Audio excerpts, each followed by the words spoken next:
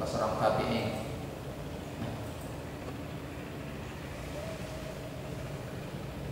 Muhammad bin Sirin ini orang yang salah seorang sahabat, salah seorang tabi'in yang diberikan karomah oleh Allah Subhanahu wa taala berupa kemampuan beliau untuk menafsirkan mimpi. Ya. Tafsir mimpi Muhammad bin Sirin.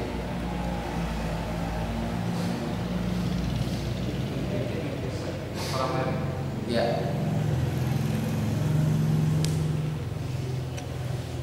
Beliau hidup sezaman dengan Imam Malik radhiyallahu taala. Muhammad bin Sirin salah seorang min kibarit tabi'in, salah seorang tokoh tabi'in. Suatu ketika Imam Malik, ini cerita saya dengar dari ceramah atau khutbah Jumat yang disampaikan oleh Syekh Abdul Hamid Kishk. Siapa Syekh Abdul Hamid Kishk? Dia adalah ulama Mesir. Ulama Mesir sudah meninggal. Mudah-mudahan Allah Subhanahu wa taala memberikan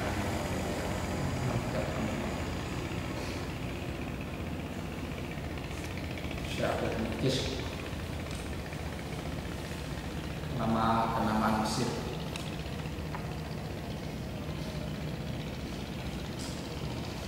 Beliau ini apabila khutbah jamaahnya banyak sekali,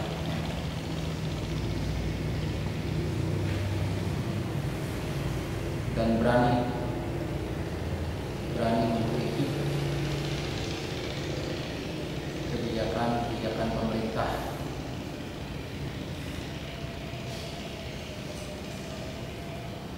Dalam sebuah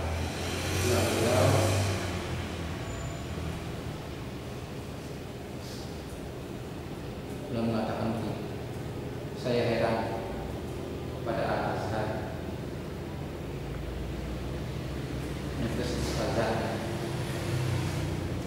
yang memberikan gelar doktor pada Ahmad Soekarno.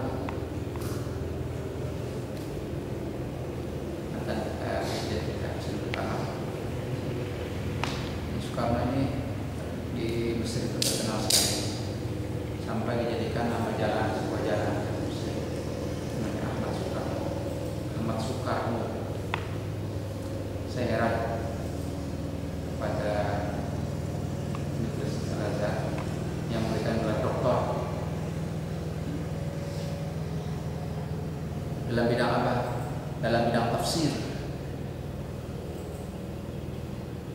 Padahal katanya Soekarno nggak bisa bahasa Arab. Yang jika datang ke Mesir, dia berada di antara gelas dan wanita. Kuus bainal kuusi wan nisa. Kuus itu gelas itu maksudnya khamar. Ya.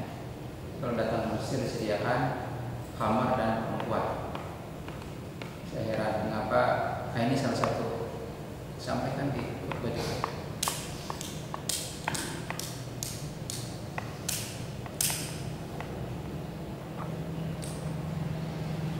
Jadi Syekh Abdul Hamid Kishk orangnya alim luar biasa, orang yang buta, tapi alim,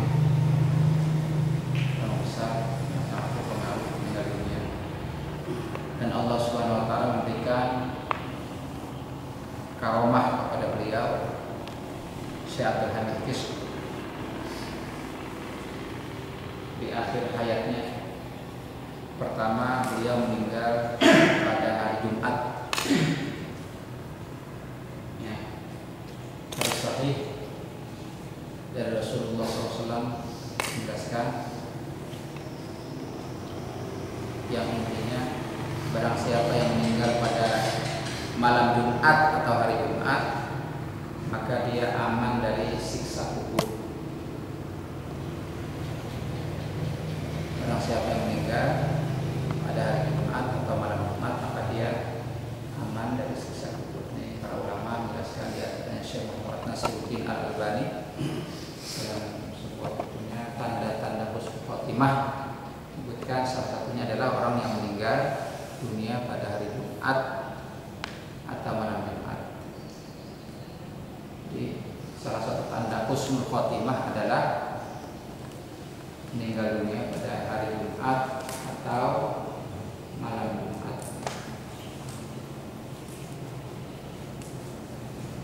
Kemudian yang kedua, meninggal dunia dalam keadaan sujud.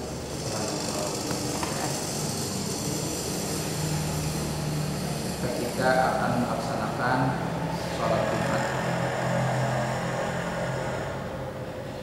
dia meninggal dunia pada hari Jumat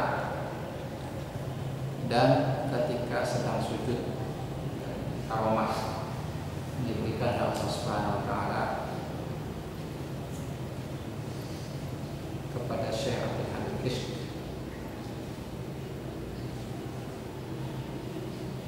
Dalam suatu kesempatan beliau bercerita,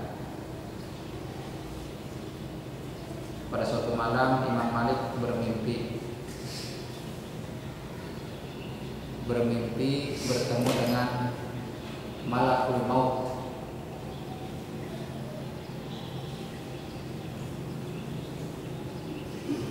Malaikat yang diberi tugas oleh Allah Subhanahu wa taala mencabut nyawa manusia.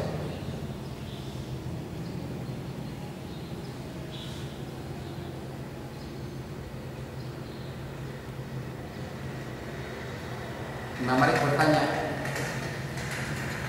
"Wahai Malakul Maut, kapan saya mati? Kapan giliran saya dicabut? Kapan saya mati?"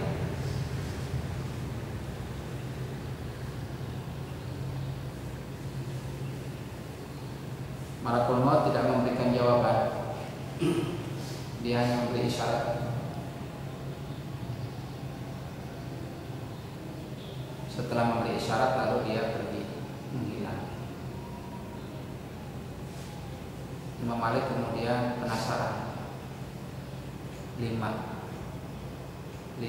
apa? Ya. 5 bulan lagi, 5 minggu lagi, 5 hari lagi, 5 jam lagi, 5. Ya.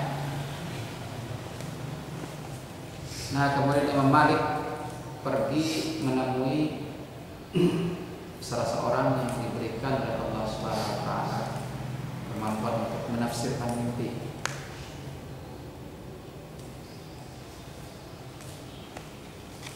Siapa? Muhammad Ibn Sirin, yang hidup sezaman dengan beliau.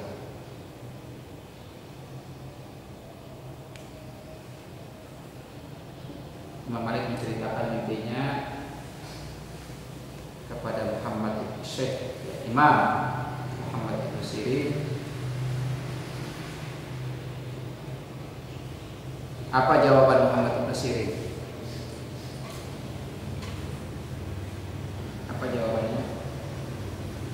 Anda akan meninggal 5 bulan lagi,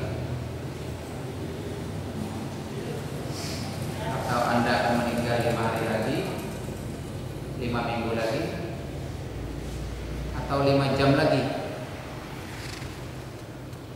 Tidak.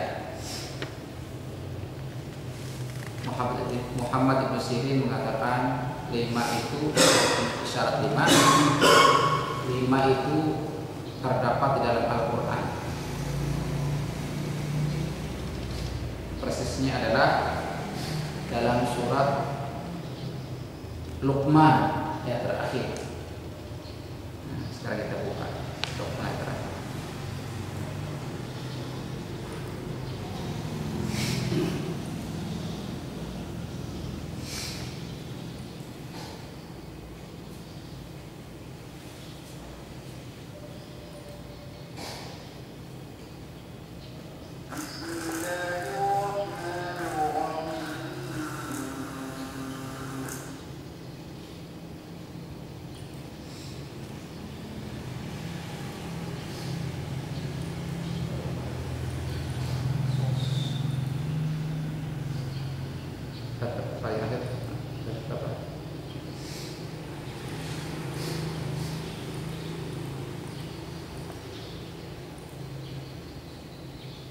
Nah, ya.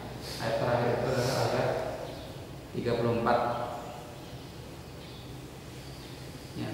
Luqman ayat 34. Ini jawaban yang disampaikan oleh Imam Muhammad ibn Sirin kepada Imam Malik. Inna Allah indahu ilmu sa'ah wa yunazzilul ghaitha wa ya'lamu ma fil arham wa ma tadri nafsun madza taksibu ghadan wa ma tadri nafsun bi ayyi ardin tamut inna Allah alimun khabir. Ya. Enggak jawab juga. Ini jawabannya. Cepat ya. Kita lihat. Yang pertama 5 tadi ya. Innallaha indahu ilmus sa'ah. Sesungguhnya Allah indahu di sisinya ilmus sa'ah, pengetahuan tentang hari kiamat. Satu. Di Allah Subhanahu wa taala saja yang mengetahui kapan terjadinya kiamat. Hari ini diramalkan terjadi kiamat. Yang baca beritanya. Hari ini.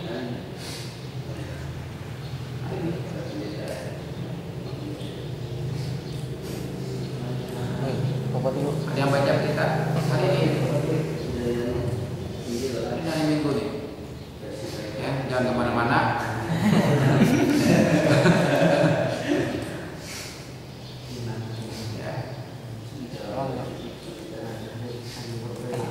Inna Allah indahu ilmus sa'ah.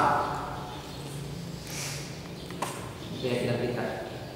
Allah lah satu-satunya yang mengetahui atau yang memiliki pengetahuan tentang kapan waktu terjadinya kiamat. Karena itu siapapun yang mengaku klaim tahu tentang kapan terjadinya kiamat, wajib kita ingkari. Tidak boleh percaya.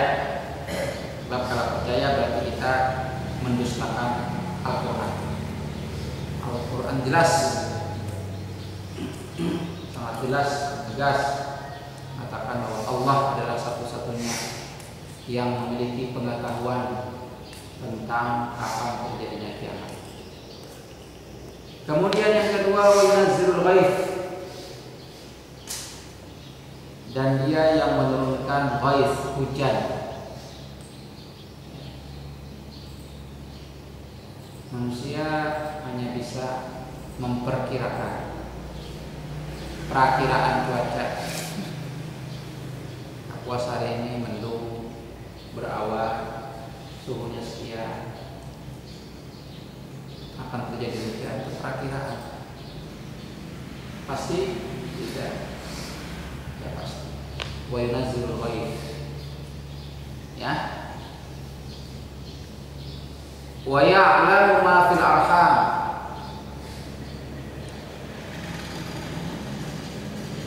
Tapi ada pawang hujan, pernah baca? Pawang. Tiap kali ada anak di Kapuas ada pawang. Ada pawang hujan apa? Ada. Pati. Ya. Apakah bisa memastikan? Juga tidak. Perlu kita ketahui bahwa pawang hujan itulah salah satu bentuk sihir, kerjasama antara manusia dengan jin atau setan. Apakah bisa dipastikan? Tidak, tidak bisa dipastikan.